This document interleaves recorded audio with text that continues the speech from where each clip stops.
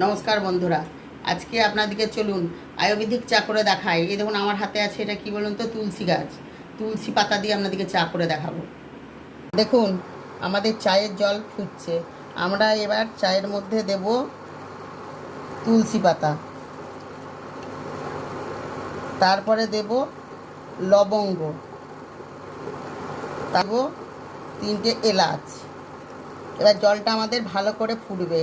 জানেন তুলসী পাতার তো উপকারিতা প্রচুর, লবঙ্গেরও প্রচুর গুণ আর এলাচেরও প্রচুর গুণ। এর মধ্যে দিচ্ছি আমরা 1 চামচ তিল। তিলের উপকারিতা আপনারা জানেন, প্রচুর উপকার তিলে, চুলের গোড়া শক্ত করে। এবার দেখুন কেমন সুন্দর এটা লাল রং হবে, চা হবে দেখুন। আর খেতেও তেমন সুস্বাদু, ঠান্ডা লাগবে না, প্রচুর গুণাগুণ আছে। এবার দেব আমি 2 চামচা মিচড়ি, 2 চামচ।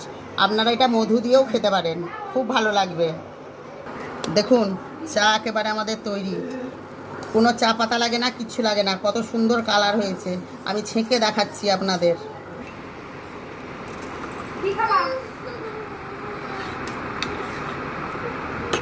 সাধু গন্ধ বেরাচ্ছে।